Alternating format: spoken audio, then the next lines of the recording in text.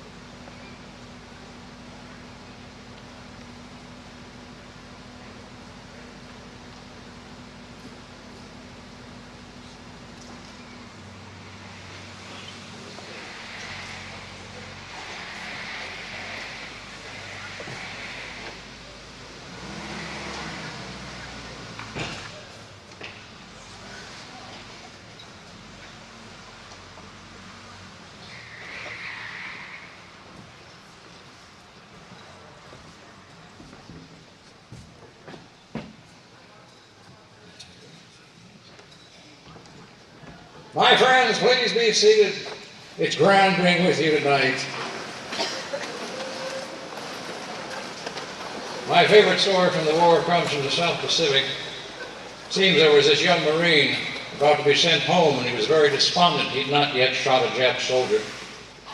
He complained to his captain. The captain said, "I tell you what you do. You go to that far hill, you climb to the top of it, you shout to hell with a Hirohito.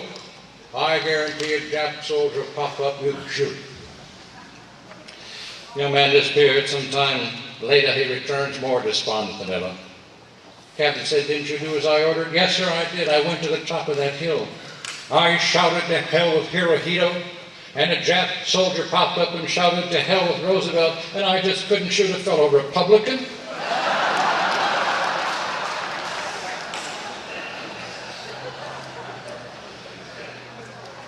We all remember on December 7, 1941, when Japan attacked Pearl Harbor.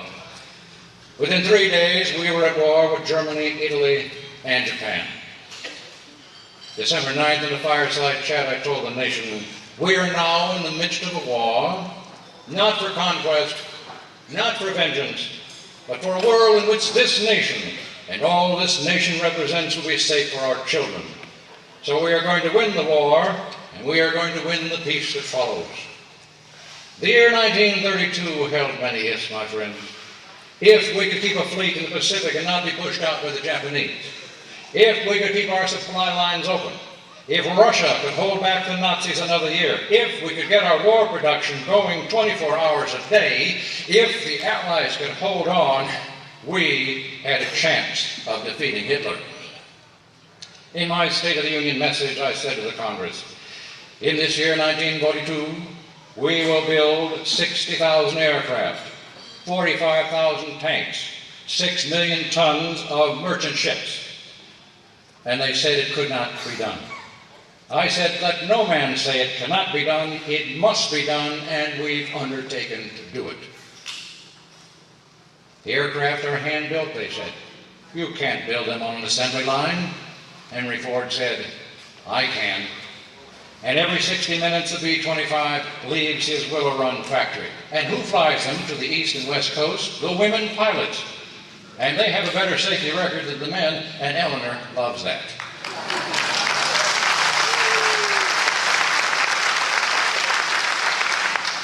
Henry Kaiser builds Liberty ships in 45 days. If he had to, he could do it in 10. In 1939, we built 2,000 aircraft the entire year. In March of 1944, we are making 9,000 aircraft every single month. Thousands of letters come to the White House asking, what more can I do to help my country win the war? We started with an aluminum scrap drive. It was estimated that 5,000 dish pans, 10,000 coffee percolators, 2,000 roasters, and 2,500 double boilers melted down could make one plane. And the people responded. In Cleveland, a dairy gave a free ice cream cone to every kid who brought in a piece of aluminum. In Lubbock, Texas, the likeness of Adolf Hitler was placed in the courthouse square so residents could throw their aluminum pots and pans at him. We got a lot of pots and pans. Even in times as troubled as these, I still hold to the faith that a better civilization than any we have known is in store for America, and by our example, perhaps for the world. Today in other countries, books have been burned, newspaper and radio have been censored, and many people driven into exile. When the clock of civilization can be turned back by burning libraries, by exiling scientists, artists, musicians, writers, and teachers, by censoring news and literature and art, an added burden is placed upon those countries where the torch of free thought and free learning still burns bright. If the fires of freedom and civil liberties burn low in other lands, they must be made brighter in our own. If in other lands the press and books and literature of all kinds are censored, we must redouble our efforts here to keep them free. In the beginning of this war, I say to the nation, the task that we Americans now face will test us to the uttermost. Never before have we been called upon for such prodigious effort. Never before have we had so little time in which to do so much. These are the times that try men's souls. Tom Paine wrote those words on a drumhead, or the light of a campfire. That was when Washington's little army of ragged, rugged men was retreating across New Jersey, having tasted nothing but defeat. General Washington ordered these great words, written by Tom Paine, to be read to every regiment in the Continental Army, and this was the assurance given to the first American forces. The summer soldier and the sunshine patriot will in this crisis shrink from the service of their country. But he that stands it now deserves the love and thanks of man and woman. Tyranny like hell is not easily conquered, yet we have this consolation with us. The harder the sacrifice, the more glorious the triumph. So spoke Americans in 1776, so speak Americans today. From Berlin, Rome, and Tokyo, we have been described as a nation of weaklings, playboys, who would hire British soldiers, or Russian soldiers, or Chinese soldiers to do our fighting for us. Let them repeat that now. Let them tell that to General MacArthur and his men. Let them tell that to the sailors who today are hitting hard in far waters of the Pacific. Let them tell that to the boys in the flying fortresses. Let them tell that to the Marines. The American people have a good habit. The habit of going right ahead and accomplishing the impossible. We know it, and other people know it, and today there are those who know it the best of all, the Nazis and the Japs.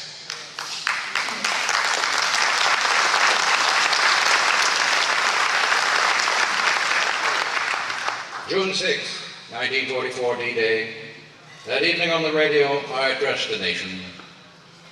My fellow Americans, last night when I spoke with you about the fall of Rome, I knew at that moment that troops of the United States and our allies were crossing the channel in another and greater operation. It has come to pass with success thus far. Our sons, pride of our nation, this day have set upon a mighty endeavor, a struggle to preserve our republic, our religion, and our civilization, and to set free a suffering humanity. They will be sore tried by night and by day, without rest, until the victory is won. The darkness will be rent with noise and flame. Men's souls will be shaken with the violences of war. For these men are lately drawn from the ways of peace. They fight not for the lust of conquest. They fight to end conquest. They fight to liberate. And the fighting forces of the United States will hit hard again and again until the victory is won. So we are going to strike, and strike hard. Hitler and Mussolini will now understand the enormity of their miscalculations. Yes, the Nazis and fascists have asked for it, and they are going to get it.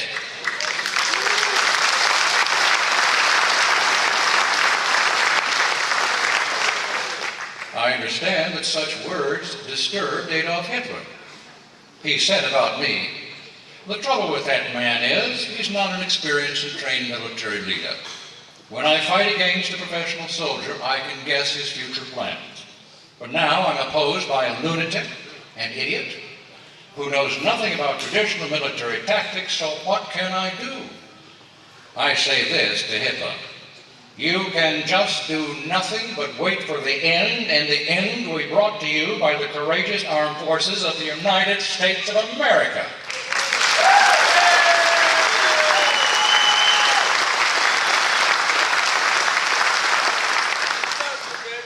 No American can look at these men, soldiers or sailors, without great emotion and great pride and a very deep sense of responsibility to them.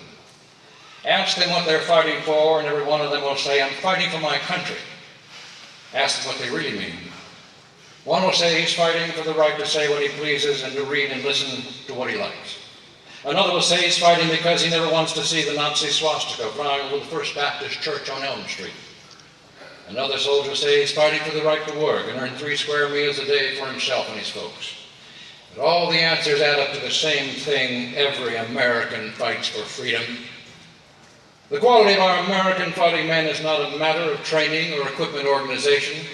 It's essentially a matter of spirit, the spirit that is expressive of their faith in America, in great contrast to the quiet which is ours here in America, in our own secure homes, is knowledge that most of our fighting men have no quiet times. Some are standing at battle stations on shipboard, tense in the excitement of action. Some lie in wet foxholes or trudge doggedly through the sticky mud, firing as they go. Still others are high above earth, fighting Messerschmitts or Zeros. These boys of ours, wisely led, and using the matchless weapons which you here at home have sent them, have outfought ruthless enemies. Outfought them on the land, outfought them on the sea, outfought them in the skies. They are winning the victory for all of us, and many are giving life itself. December 16th, 1944, Battle of the Bulge. On the Western Front, Hitler hopes to break the British and American front line in the middle and surround and crush 4 Allied armies. The Germans move the Bulge in the line backward. Bastogne, Belgium is surrounded, defended by the 101st Airborne. Eisenhower meets with his generals.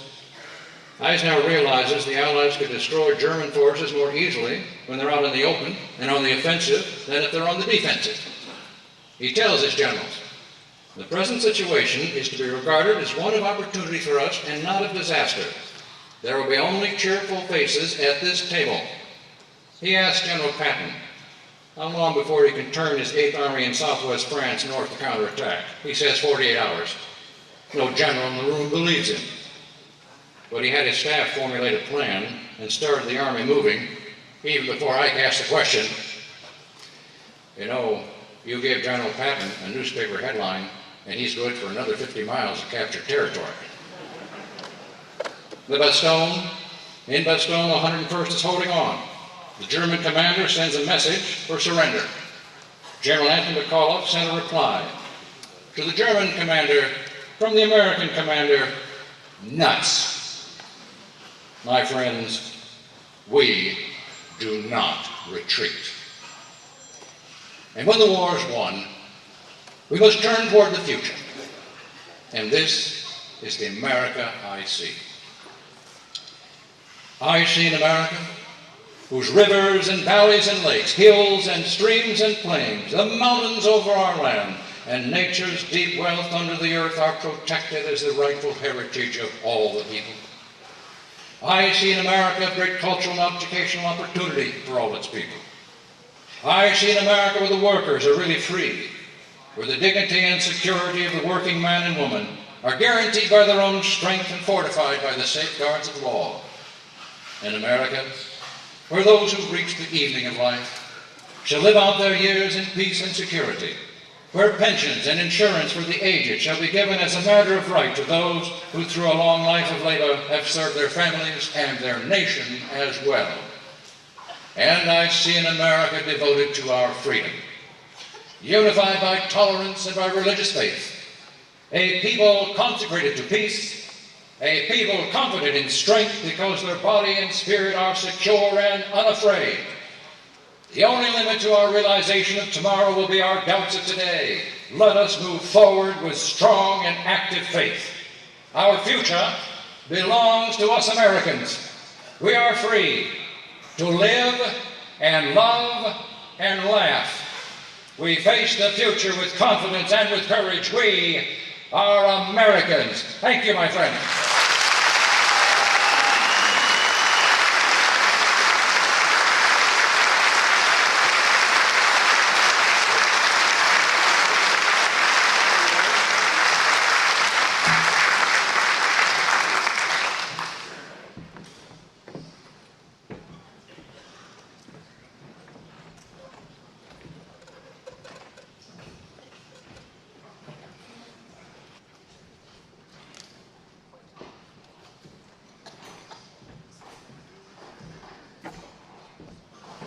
How about another hand for the president, huh?